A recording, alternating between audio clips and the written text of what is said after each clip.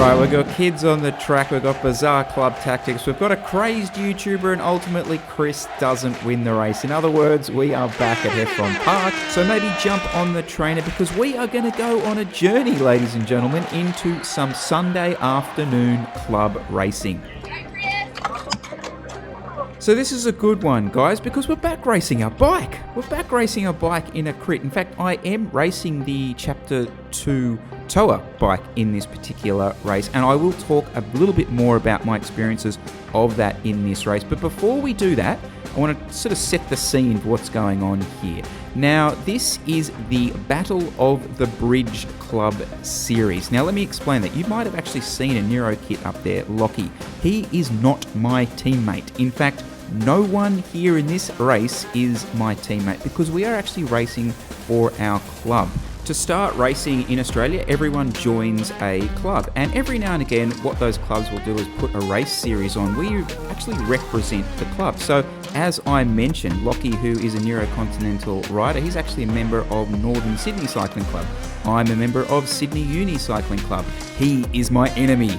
Everyone in this bike race is my enemy. Now, two quick things about this course. The first is the road surface is dog shit. It is the only way to actually describe this. It is a goat track. It is horrific. The other intricate part of this is the wind. It is always windy at Heffron Park. Always windy at Heffron Park. And on today's race, it is a nor'wester, which is the arrow shows the direction of the wind on the course. Really how that plays out here is there is almost no sit from that wind at any point in this race. So bumpy road surface, super windy. I'm not going to start complaining about this, but it's just a horrible race course for me. It always has been, always will be. Right, that's enough complaining. I'm actually feeling pretty good. Like, I feel good about the bike. My fitness is pretty good. I've been doing some short, sharp stuff. You guys know that. You guys follow me on Strava will know that. But, hey, look, I'm keen to have a full rip in. Let's have a little chat about my enemies here, okay? As there are many. But there is one man in particular who I am keeping an eye on. And you see him sneaking away there in the red. That was very cleverly done by the guy in front of me. Then just dropped his wheel. As I later found out, he is a clubmate of him. Obviously, they're not all wearing the same sort of jerseys. You kind of got to get a sense of who's on whose club coming into this, but that's all good. It's all part of the fun. This man in front, he's going to go by the name of Bruce in this particular bike race because Bruce is everything I am not. Just have a look at him. In one of those legs, I reckon, is my threshold. Maybe in his calf is my threshold. So when Bruce goes, I can tell you, Chris is following. Can we get a UCI regulation on the sock height there, Bruce? But anyway, so one of the things that I am paying attention to is the guy in red. He is super strong. I think I raced him in Buninyong earlier in the year, and I think he might have even lapped me. Like, he is, a super strong bike rider. Comment down below if you don't know Bruce and have a guess at his age, because it's going to blow your mind. Anyway, as a solo entity, you can kind of follow stuff, or obviously the other option you have is to try and be aggressive, try and be on the front foot. And, here was an example of me, like, I'm in a terrible position. I'm second wheel. The whole race is sitting behind me. And I'm actually thinking at this point, go left and attack. And then that almost happens. So back off, and now it's this feeling of dread because you know the attacks are going to come from behind you, and you've almost got to pick. Okay, you're playing Russian roulette at this point, aren't you? So, okay, there's the third wheel. Let's pause it there. Now those three guys, I'm doing the maths in my head. I'm pretty sure that's 3 different clubs represented, which means I'm in trouble. I need someone else to jump. There goes a wheel.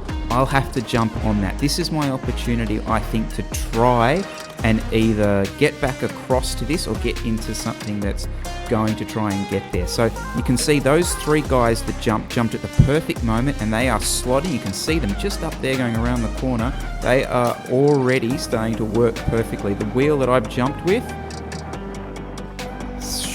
it's not going to work, but we're all good because Bruce is with me. Unfortunately, Bruce has a clubmate up the road. The clock is ticking. You can see those 3 guys are already starting to work really, really quickly. If we leave this for a lap, less than a lap of this course, I can tell you right now, that is all over. They're 3 strong guys. I know Lockie's super strong. I know the Ramnik Botany guy's super strong. It's such a sinking feeling, but I just need someone to go, and there they go. Someone has gone. And like I said, it just needed to restart some attacks, get some more momentum flowing, because if it is a massive sit-up now, it's all over. So thankfully, that one guy has gone, and it looks like the guy behind him is actually putting some power down as well. Bruce is in front of us as well. That is a good news story. All right, Miller, that's it. This is it. The race is done. You might as well go home if you don't get across to at least that satellite guy now. So this is the attempt. What better opportunity than to talk about the Chapter 2 tower? No, actually, I will kind of quickly say, because you probably noticed in the first few corners that I was taking of the race that I was quite cautious, and it was obviously there is a different feeling to riding a different bike on a course that you are sort of familiar with. And yeah, I was backing off some of those corners, but now this is when you find out if you are feeling comfortable on this particular bike. As a lighter rider on a course that is bumpy, it's flat, it's windy, you really have to put out as much power as a big guy. Like, that's just the nature of crit racing, certainly on these sort of courses. The only one thing that you can try and do potentially is to try and be as sort of aggressive a position, as aerodynamic as position as possible. And hopefully maybe you can see sort of bottom left there that I was able to hold a pretty aggressive position, and I do throughout the majority of the race, which is potentially a testament to the quality of the ride, which we can talk about obviously in the review. So I've caught my satellite rider, but unfortunately he has fallen back to earth, which is not great news. We do have some good news though. Bruce did come across, and he, in one of these legs, has enough power to get us across. Unfortunately, having a tough time convincing Bruce that this is a good idea. Keep going. Don't worry, come on. It's me trying my very best negotiating technique to see if I could convince him that myself and himself across there is a good idea. Which, okay, I would argue for his club. So he has 1 person in 3 up there, okay? And if he and I work, we don't have long, we've got to make this happen pretty quickly, that him bringing me across is still tactically a good thing for his club to be in. Like, it'll be a 2 in 5 situation rather than a 1 in 3. The spanner in the works is Mario Cipollini, who has actually just managed to get across and sit on. Now, I knew that Mario was not firing on all cylinders. He'd been away for a bit, and so the fact that it even got across this far was probably sort of putting him super redlining. But I can then tell that Bruce is like, oh, hang on, there's 2 guys here now, and I don't really want to fully commit, blah, blah, blah. I, again, totally understand that. It's club racing. Okay. So here is today's talking point, and this is what I want your comments on below. Tactics in club or local bike racing, yes or no?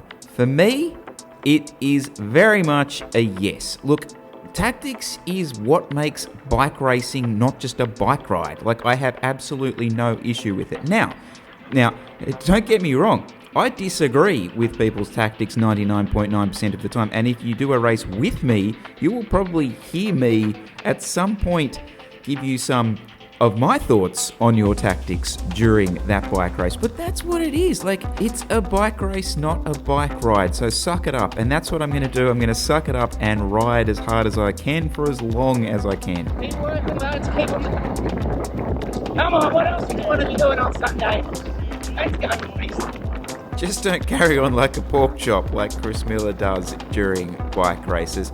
This is the snippet of audio they'll probably play when they condemn me to a mental institution. But before they do commit me, like, there is something special about doing this kind of stuff. And for me, yeah, it's a little bit of a mix of being in a suburban environment and, you know, the laid back attitude or nature of it. But it also just puts your cycling, like, it's so out of your comfort zone, and I think that's what's particularly special about it, and why I would always say to people, like, get into your club racing, because you might not be that good at it. I mean, this course, I just will never potentially ever win on it, but I just love coming in and being competitive on it and just having a rip at it. There's something you find out about your bike, your body, your training, everything.